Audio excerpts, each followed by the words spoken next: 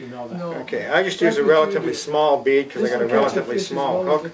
Yes, it will. But the first dozen or so are always not very good.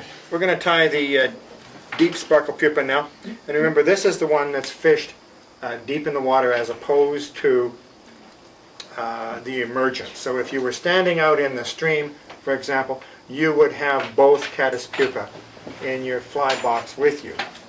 And early in the hatch, and actually in anticipation of the hatch, you would fish with a deep sparkle pupa.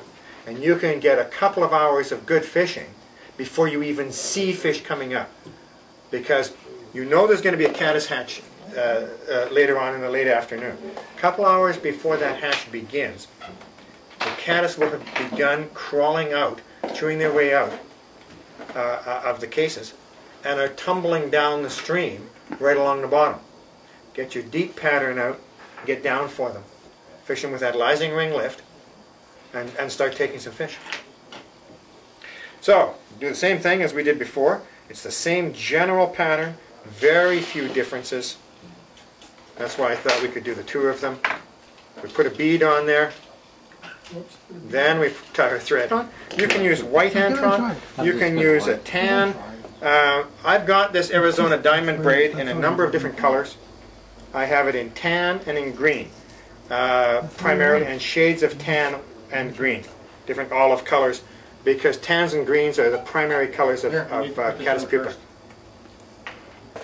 So you'll want to tie this in tans and greens to match the naturals that are coming off of wherever you happen to be. You don't want to be down on the couch and then find out that you don't have the right fly. There's your bead.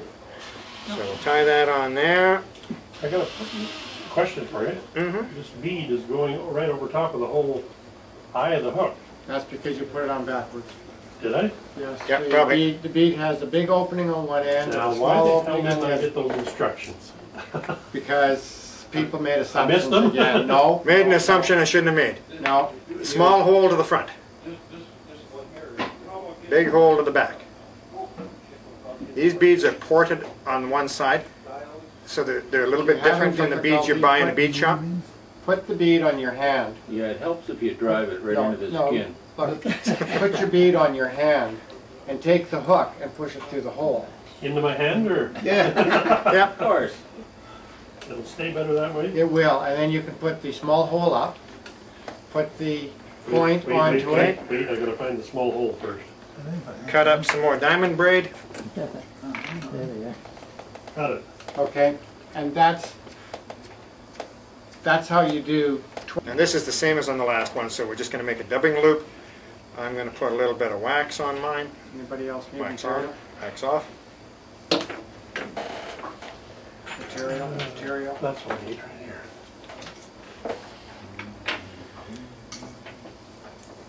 Put your little Bead.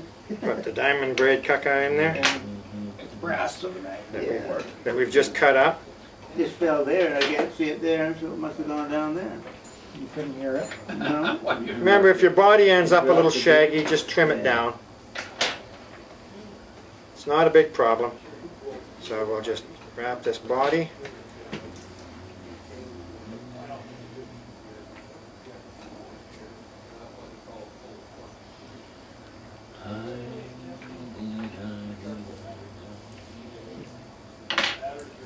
Here, I'll trade you. You're You're on. Ew, just about lost it. Wrap it up to the bead. Be down there. Tie it I off. have a bad time in the palm of your hand, trust me. Trust me on it. It may be difficult, but it's easier that way. Much easier. You go through a hell of a lot less Okay, sheets. so we tie that off. You just can't marry them up any other way. You can't do Let's this. trim down this body a little bit so it doesn't look quite so fuzzy. Yeah, make sure you get the small hole up. Because I want a distinct looking body underneath the sheath. It works beautifully once you've done a few. Okay. Same idea as before. Let's separate out the strands of the antron. It's just like knotted hair.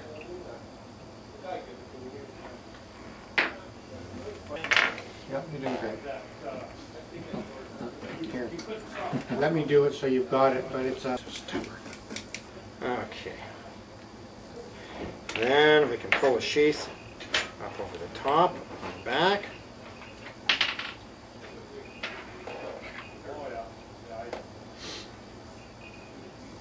Those knots are where it gets tied into the rug, right? I guess.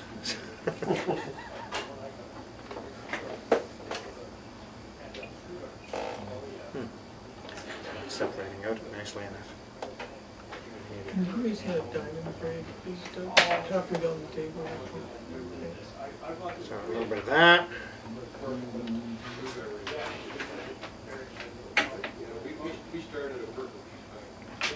Same at the bottom. Separate it out as nicely as you can. In a perfect world, this would be a perfect round sheath around it. And there are some of you who can probably do that to it. I'm not one of them. Then we'll just then we'll pick that out. Yeah. Now when we pick this out, we're only picking out the antron. fastened at the back. Not the yellow stuff. Not, that's right. Not the underbody. Look, see?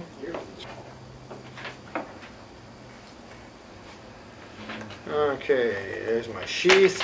So tie it down now. Remember to pull it out and get it into the shape you want before you bind it down tight. Use this stuff. And once you've bound it down like so, cut that off.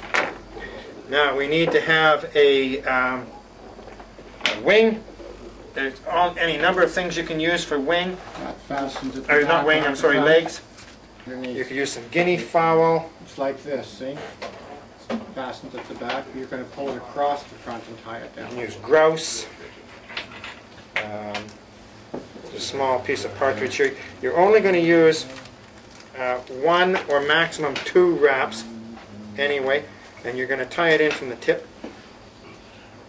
So you take your, this is a piece of partridge, take your piece of partridge, and the beauty of partridge is that it has the look when it's tied in of articulations like legs or antenna, and it's very, very soft, so it flows very nicely.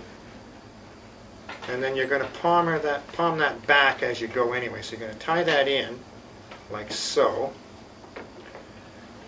Cut that taggy end off of there. And then we're going to wrap around once. Does that look good enough? Oh, maybe I'll go another one just in case. Don't want to get into the really soft crap that's there, and that looks pretty good anyway. So I'm just going around once.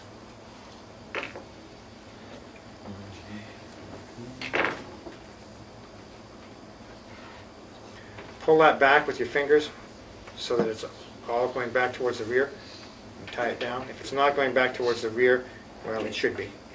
And those are going to represent legs and antenna. They don't have to be exact because they're just going to give that impression of those. That's in now. Now we need our peacock curl to finish off this head thorax area. Just going to tie a little piece of that in there. What's the rationale for the bead then? A little bit of weight Oh, okay. gets it down. And it adds more sparkle. Everything that adds sparkle is good. Yeah. A little bit of peacock curl. Tie that in.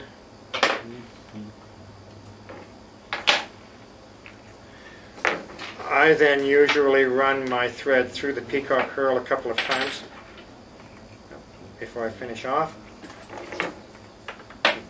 Whip finish. Okay. Just trying to come ahead of the bead, I don't want that.